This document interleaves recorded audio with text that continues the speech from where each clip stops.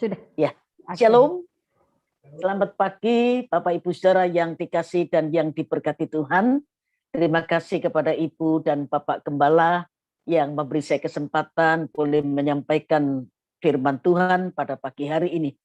Nah, kita akan sama-sama belajar sebuah kebenaran yang saya beri tema yang harus dipertahankan. Pandemi sudah berjalan 1,5 tahun. Kita tidak tahu sampai kapan, ya, meskipun sudah ada beberapa tempat yang sudah zona kuning, tapi sepertinya masih ada ancaman, ya, akan muncul varian yang baru. Nah, itu sebabnya apa saja yang perlu kita pertahankan supaya pandemi yang berkepanjangan ini tidak membuat kita menjadi lemah, menjadi kecewa karena tidak memiliki kebebasan seperti waktu-waktu yang lalu, ya. Bapak Ibu saudara yang dikasih Tuhan, sebuah kalimat bijak berkata, orang yang kehilangan uang itu kehilangan banyak. Orang yang kehilangan teman itu kehilangan lebih banyak. Tapi orang yang kehilangan iman adalah orang yang sedang kehilangan kendali atau pegangan hidupnya. Dalam perjanjian lama ada catatan tentang hal-hal yang hilang. Ayah Saul kehilangan keledainya. Ada juga catatan tentang kapak yang hilang. Nah, kalau kita pelajari Alkitab, Bapak Ibu saudara sekalian, dalam perjanjian baru hanya ada satu pasal yang mencatat tentang 3 macam kehilangan. 3 macam kehilangan ini merupakan hal yang penting dibandingkan dengan keledai yang hilang, kapak yang hilang. Mari kita membaca dari Lukas pasal yang ke-15. Yang pertama tentang domba yang hilang. Lukas 15 ayatnya yang keempat. Lukas 15 ayatnya yang keempat saya membaca. Siapakah di antara kamu yang mempunyai 100 ekor domba? Dan jika ia kehilangan seekor di antaranya, tidak meninggalkan yang 99 ekor di padang gurun. Dan mencari yang sesat itu sampai ia menemukannya. Domba itu gambaran kasih. 100 hilang 1, nilai kehilangannya 1%. Di kalangan bangsa Yahudi, angka 10 itu melambangkan keutuhan. Dan 100 adalah 10 kali 10. Sehingga hilangnya seekor domba menjadikan kawanan itu tidak utuh lagi. Allah itu mau repot-repot dengan meninggalkan yang 99 ekor dan mencari yang 1 ekor itu supaya keutuhan itu pulih. Kehilangan 1 ekor sebenarnya bagi Allah bukan apa-apa. Masih ada yang 99 ekor. Itu logika manusia. Di kalangan pengusaha, kehilangan 1 pelanggan, masih ada ratusan, ribuan ya pelanggan yang lain. Tetapi pendapat ini tidak sama dengan Allah kita. Mungkin kita juga berkata, kan masih ada 99% ya. Dalam logika Allah 1% atau 1 ekor yang hilang itu menjadi penting dan bermakna. Mengapa? Memang cuma 1%. Tetapi tanpa yang 1% itu tak akan pernah mencapai kesempurnaan 100%. Jadi domba itu menjadi sarana bagi bangsa Israel untuk mempersembahkan korban, untuk menyatakan kasihnya kepada Tuhan. Saya yakin kita semua mengerti tulisan Rasul Paulus dalam 1 Korintus, sekalipun kita bisa melakukan apa saja, tapi kalau kita kehilangan kasih, semuanya itu akan menjadi sia-sia. Sebab itu hari-hari ini kita harus tetap mempertahankan kasih kepada Allah dan kepada sesama.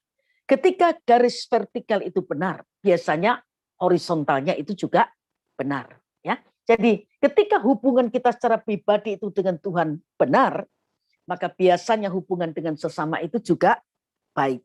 Nah, Paulus dalam surat Korintus berkata, demikianlah tinggal ketiga hal ini, yaitu iman, pengharapan, dan kasih.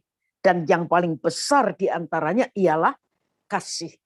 Kalau kita bicara tentang kasih, itu berkaitan dengan yang namanya pengampunan. Rasul Petrus berkata, tetapi yang terutama ialah kasihilah sungguh-sungguh seorang akan yang lain, sebab kasih menutupi banyak sekali dosa. Bapak Ibu saudara sekalian, ketika kasih Allah itu tetap tinggal kuat di hati kita, apapun masalah yang kita alami, kita akan dengan mudah melepaskan pengampunan. Tuhan itu memakai orang-orang yang dekat dengan kita untuk menjadi pengasah karakter kita. Tuhan juga memakai orang-orang yang ada dalam komunitas kita untuk menjadi pengasah supaya karakter Kristus, kasih itu makin nyata keluar, terpancar dari kehidupan kita. Kalau kita bicara tentang kata pengampunan, semua dari kita mengerti. Petrus pernah bertanya, berapa kali kami harus mengampuni? 7 kali? Bukan. 70 kali 7 kali. Bukan soal jumlah 490 kali. Tetapi 490 kali itu menyatakan pengampunan itu diberikan dengan limpahnya. Terus menerus dan sebanyak yang dibutuhkan. Bapak Ibu saudara sekalian, ada ayat-ayat yang ekstrim menurut saya dalam Alkitab ketika Tuhan berkata, kalau orang menampar pipi kirimu, berikan juga pipi kananmu. Ya, ketika ada orang menampar pipi kiri kita, lalu kita berkata, yang kanan deh sekalian, supaya lengkap gitu ya. Enggak begitu Bapak Ibu saudara sekalian ya. Sebab ayat ini tidak bicara tentang soal tampar-menampar. Tapi ayat ini bicara tentang pengampunan yang diberikan dengan limpahnya. Nah, kalau saya berkata pengampunan yang diberikan dengan limpahnya, jangan pernah lupa ayat yang ditulis oleh Dr. Lukas. Dalam Lukas 17 ayat yang keempat. Kalau seseorang melakukan kesalahan, ya, berbuat dosa 7 kali sehari. Saya kira tidak ada ya orang melakukan kesalahan kepada kita sehari 7 kali. Sebab kalau kita jujur, batas maksimal pengampunan kita cuma 3 kali. 3 kali itu bukan sehari ya, bukan sebulan, bukan setahun. Tapi biasanya 3 kali itu seumur hidup kita. Nah, Lukas 17 ayat 4 berkata, kalau ada orang berbuat dosa kepadamu 7 kali sehari, kemudian ia menyesal dan ia berkata, aku menyesal, engkau harus mengampuni dia. Ya, 7 kali sehari. Sebulan 210 kali. Setahun 2.500 berapa? 20 kali ya. Kalau itu seumur hidup berapa ya? Nah, ya. Berarti pengampunan itu diberikan dengan limpahnya terus menerus sebanyak yang dibutuhkan. Supaya kasih itu bisa terus terpancar kuat dari kehidupan kita. Tuhan memakai orang-orang yang ada di sekeliling kehidupan kita untuk mengasah karakter kita. Supaya kita tidak hanya berkata Allah itu kasih, tapi kita bisa memancarkan kasih Allah keluar dari dalam kehidupan kita. Ya. Yang pertama yang harus dipertahankan adalah kasih kepada Allah dan kasih kepada sesama. 10 hukum diringkas menjadi 2, mengasihi Tuhan Allah kita, mengasihi sesama seperti kita mengasihi diri kita sendiri. Yang kedua, tentang dirham yang hilang. Lukas 15 ayat yang ke-8 berkata, atau perempuan manakah yang mempunyai 10 dirham, dan jika ia kehilangan 1 di antaranya, tidak meninggalkan yang jika ia kehilangan 1 di antaranya, dia akan menyalakan pelita dan menyapu rumah serta mencarinya sampai cermat, ya, mencari dengan cermat sampai ia menemukannya. Dirham itu gambaran kesetiaan. 10 hilang 1, nilai kehilangannya naik menjadi 10%. Bapak Ibu saudara sekalian, kita ini bisa kehilangan kesetiaan kalau kita ini apa? Kecewa, ya. Kita bisa kehilangan kesetiaan karena kesibukan yang ada, ya. Banyak hal yang bisa membuat kita kehilangan kesetiaan. Ketika Salomo berkata, jaga hatimu dengan segala kewaspadaan, dari situ terpancar kehidupan. Ketika hati kita terluka, maka banyak hal bisa berhenti bergerak karena hati kita terluka. Nah itu sebabnya dirham itu gambaran kesetiaan. 10 hilang 1, nilai kehilangannya naik menjadi 10%.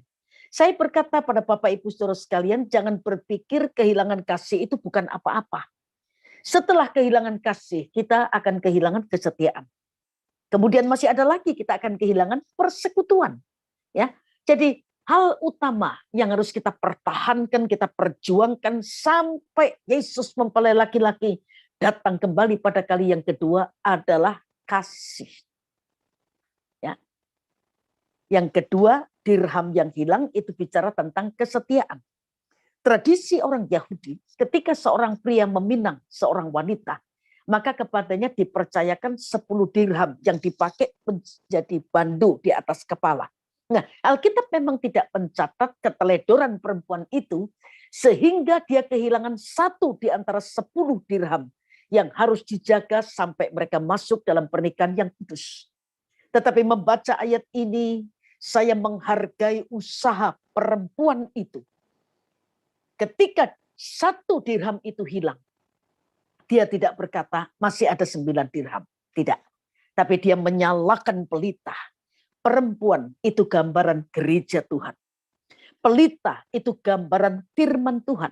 Jadi ketika kita mulai kehilangan kesetiaan kita karena kesibukan, karena kecewa, karena terluka, mari kita menghidupkan firman Allah. Ingat kasih Tuhan. Ya. Dengan mengingat kasih Tuhan, kita tidak akan kehilangan kesetiaan. Kita tidak akan undur daripada Tuhan. Dia menghidupkan pelita, menyalakan pelita. Itu usaha pertama yang dilakukan. Kalau usaha pertama ini belum mampu membuat dirham yang hilang itu ditemukan, maka ada usaha yang lebih keras. Dia menyapu rumah dengan cermat serta mencarinya sampai ia menemukannya. Ada usaha yang lebih keras untuk kembali pada kesetiaan kepada Tuhan. Setia dalam doa, setia dalam ibadah, setia dalam melayani Tuhan, setia dalam menaati kebenaran firman Tuhan. Ya, setia dalam terus membangun relasi yang makin lama makin kuat sampai kita melekat menjadi satu roh dengan Tuhan. Nah kalau kita lihat di dunia ini, ada banyak alat yang digunakan untuk mengukur. Termometer itu dipakai untuk mengukur suhu atau temperatur. Barometer itu dipakai untuk mengukur kelembapan. Anemometer itu dipakai untuk mengukur kecepatan angin. Lalu apa ukuran manusia? Salomo dalam kitab Amsal berkata, banyak orang menyebut diri baik hati, tetapi orang yang setia, siapakah menemukannya? Mencari orang yang setia itu lebih sulit daripada orang yang baik, ya. Baik tapi tidak setia. Tapi kalau setia, ya, pasti ada kebaikan-kebaikan yang menyertainya. Itu sebabnya Yesus sebagai kepala gereja berkata kepada salah satu dari 7 jemaat di kitab Wahyu, jangan takut terhadap apa yang harus engkau derita. Sesungguhnya iblis akan melemparkan beberapa orang dari antaramu ke dalam penjara, supaya kamu dicobai dan kamu akan beroleh kesusahan selama 10 hari. Pesan mempelai laki-laki dan kepala gereja yaitu Yesus. Hendaklah engkau setia sampai mati, dan aku akan mengaruniakan kepadamu mahkota kehidupan. Tadi saya berkata kita bisa kehilangan kesetiaan itu dari banyak hal. Ketika kita sibuk, kita bisa kurang doa, kurang bersekutu dengan Tuhan. Ketika hati kita terluka, kita bisa kehilangan kesetiaan, ya, kecewa, bisa kehilangan kesetiaan. Saya ambil satu contoh saja, seorang yang bernama Ahitofel. Siapa Ahitofel?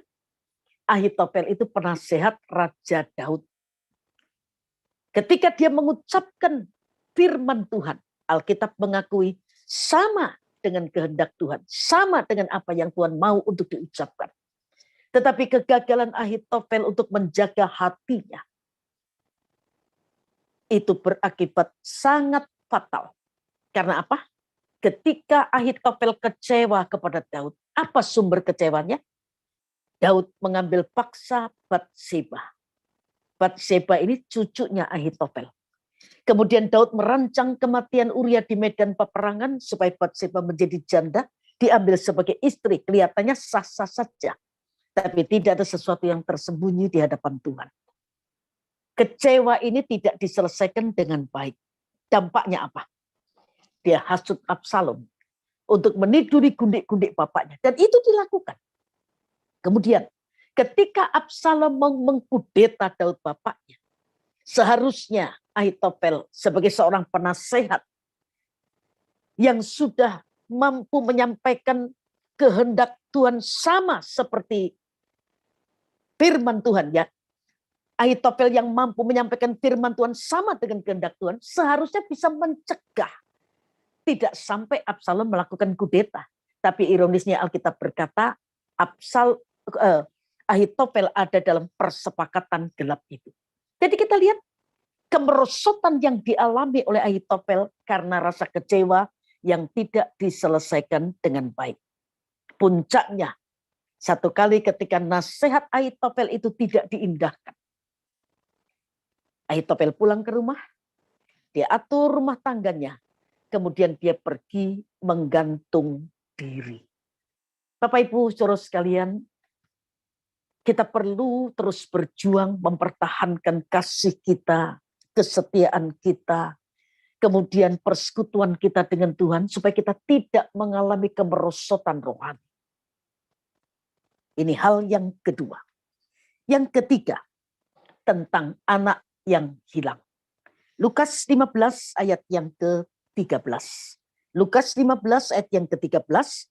Beberapa hari kemudian anak bungsu itu menjual seluruh bagiannya, lalu pergi ke negeri yang jauh.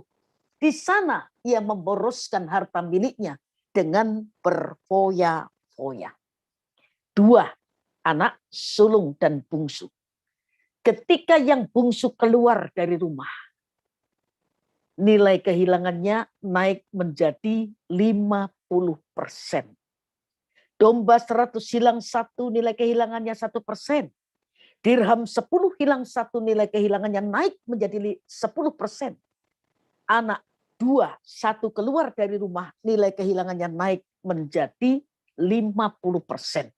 Itu sebabnya tadi saya berkata, jangan anggap kehilangan kasih kepada Tuhan itu tidak berdampak yang lain. Itu berdampak pada kesetiaan kita, berdampak pada persekutuan kita. Ya, bungsu satu hari berkata pada bapaknya, ya, bahasa yang gampang saja, mohon maaf. Bungsu berkata, Pak, nunggu bapak mati ini kan kelamaan, sebab bapak nggak pernah sakit, ya. Bagi deh, ya, warisannya. Nah, bapak yang baik ini membagi warisan yang menjadi harta bagian daripada si bungsu. Alkitab berkata tidak tunggu minggu, bulan atau tahun. Beberapa hari kemudian anak bungsu itu menjual seluruh bagiannya lalu pergi ke negeri yang jauh. Di sana dia melasatkan keinginan dagingnya dengan hidup berfoya-foya sampai melarat, sampai gak bisa makan. Untung dia masih ingat rumah bapaknya. Dan dia berkata, oh di sini aku mengalami kelaparan, sementara di rumah bapakku makanan itu berlimpah-limpah. Aku akan bangkit dan kembali kepada bapak.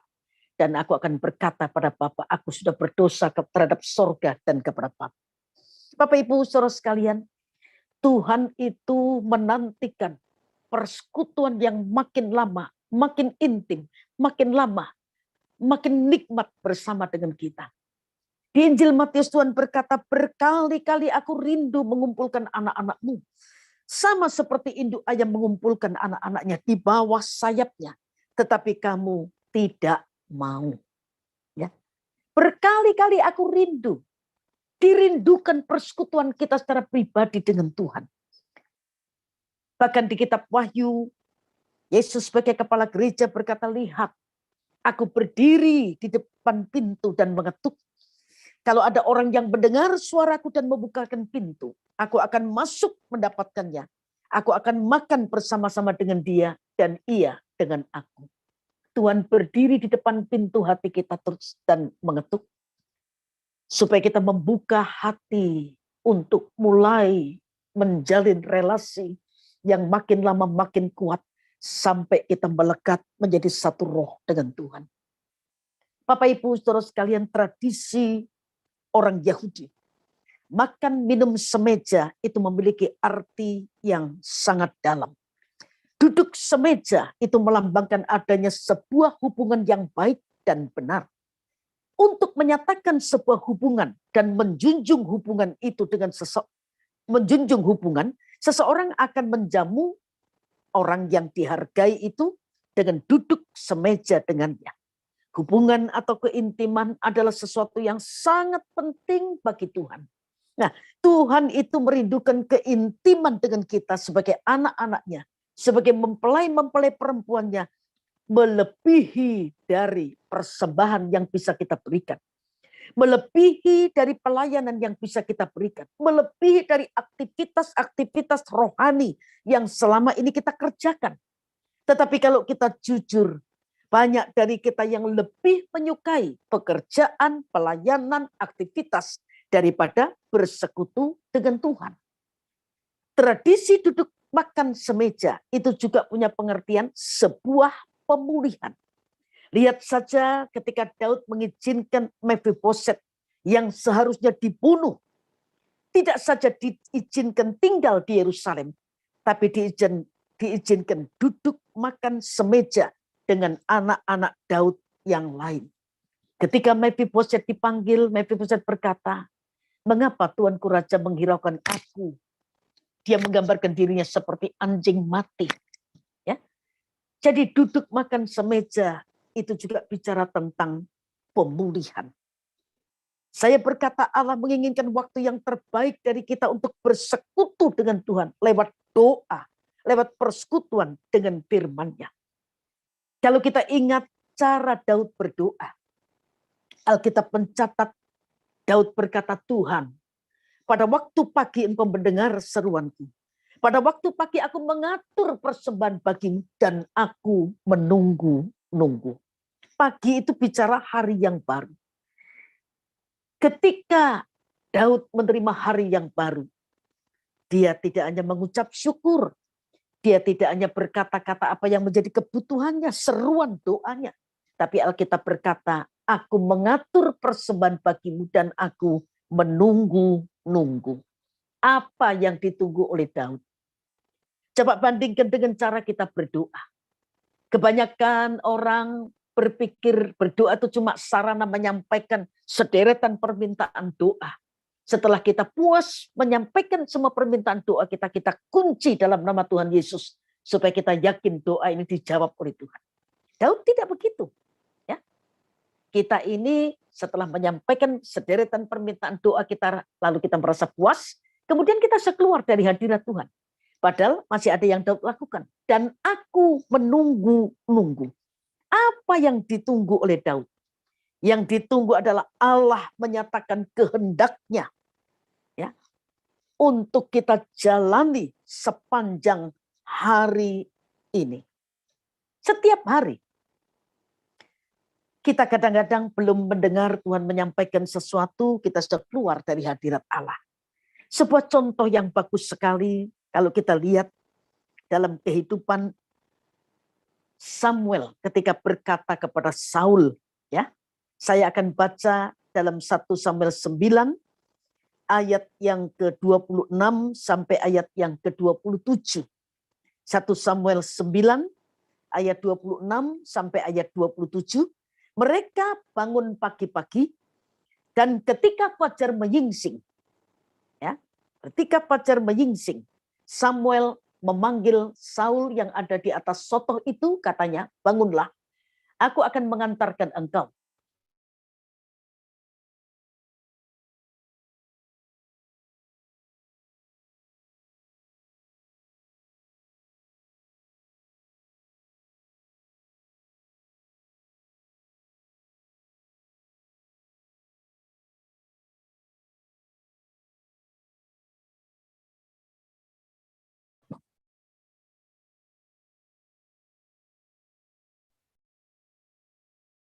Jaringan ya Mbak Uki?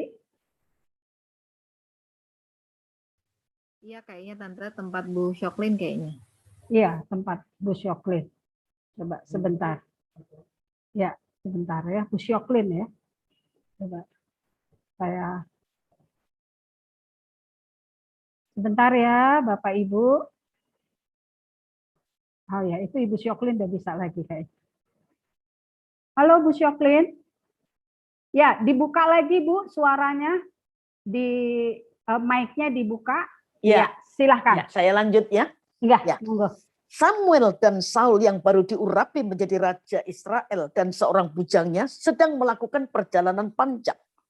Ketika mereka turun sampai ke ujung kota, berkatalah Samuel kepada Saul, katakanlah kepada bujang itu supaya ia pergi mendahului kita. Tetapi berhentilah engkau sebentar, maka aku akan memberitahukan kepadamu firman Allah. Samuel meminta Saul untuk berhenti sejenak. Mengapa? Apakah karena mereka berdua begitu lelah dalam berjalan dan ingin istirahat? Sama sekali tidak. Apalagi Saul sebagai seorang raja baru yang sedang terbakar semangatnya untuk segera bekerja. Tetapi ada hal yang lebih penting dari semuanya itu. Ketika Samuel meminta Saul untuk berhenti karena ada pesan firman Allah yang hendak disampaikan kepadanya. Apa pesannya? Ya, kalau kita membaca di ayat yang ke-7 dikatakan, apabila tanda-tanda ini terjadi kepadamu, lakukanlah apa saja yang didapat oleh tanganmu, sebab Allah menyertai engkau. Kalau kita pelajari Alkitab, Bapak Ibu Saudara sekalian, sayang janji yang luar biasa ini tidak terjadi dalam hidup Saul, tapi justru sebaliknya. Nah, kembali, Allah itu menginginkan sebuah keintiman bersama dengan kita setiap hari. Ya, saya berkata kalau boleh bukan hanya setiap hari tapi setiap saat. Tangannya boleh sibuk untuk bekerja, kakinya boleh terus berjalan, tapi hatinya jangan putus persekutuan dengan Tuhan. Nah, apakah kita menanggapi kerinduan Allah ini? Sejujurnya hari-hari ini kita diajarkan untuk terus bekerja sekeras yang kita bisa. Segiat yang kita mampu terus-menerus sampai saatnya kita tidur malam hari. Keintiman kita kepada Tuhan bisa berhenti. Bahkan kita bisa berhenti untuk melayani Tuhan. Bapak Ibu Saudara sekalian, kesibukan itu dapat membuat kerohanian kita tidak dapat bertumbuh. Kesibukan terus-menerus itu bisa membuat kita tidak bisa mendengar suara Tuhan. Nah, Bapak Ibu Saudara sekalian, ketika kita merasa saya kekurangan waktu ya hari-hari ini untuk bersekutu dengan Tuhan dalam doa. Kalau kita sedang mengalami situasi seperti itu, maka saatnya untuk kita memutuskan untuk time out ya. Keluar sejenak dari kesibukan, berhenti sejenak dan fokus untuk mendengarkan suara Tuhan. Kesibukan yang tidak terkendali itu akan membuat kita tidak bisa mendengar suara Tuhan dan membuat kerohanian kita tidak bisa bertumbuh. Itu sebabnya mari terus membangun relasi. Makin lama makin kuat sampai kita melekat menjadi satu roh dengan Tuhan. Sehingga kehendaknya menjadi kehendak kita. Hatinya jadi hati kita. Pikiran Tuhan menjadi pikiran kita. Mata Tuhan menjadi mata kita. Ketika kita melekat menjadi satu roh dengan Tuhan. Kita akan memiliki pikiran Tuhan. Pikiran, hati, mata, tangan, kaki kita dengan Tuhan sangat bertolak belakang. Ya, pikiran Tuhan kita lihat berbeda dengan pikiran kita. Hati kita berbeda dengan hati Tuhan. Hati Tuhan diakui Alkitab penuh dengan belas kasihan. Sementara mohon maaf, hati kita kadang masih simpan kesalahan orang, masih pendam kemarahan dan lain sebagainya. Permisi berkata, mata Tuhan memandang dengan kasih. Tapi mata kita memandang dengan mata menghakimi. Ya, dengan penilaian yang belum tentu benar. Tangan Tuhan diulurkan untuk terus menolong. Mohon maaf kadang tangan kita, dengan jari ini kita menunjuk-nunjuk kesalahan orang. Kaki Tuhan berjalan untuk mencari mereka yang butuh pertolongan. Kaki kita ya kadang berjalan untuk memuaskan keinginan hati kita. Kalau tidak masa pandemi mungkin bisa dari mall ke mall ya, dari mall yang satu ke mall yang lain ya. Hati kita dipuaskan dengan hal-hal seperti itu dan kita kehilangan waktu yang terbaik untuk bersekutu dengan Tuhan. Itu sebabnya Bapak Ibu Saudara sekalian yang harus kita pertahankan di hari-hari yang terakhir ini, biar kasih kita terus kita pertahankan. Kesetiaan kita kepada Tuhan terus kita pertahankan.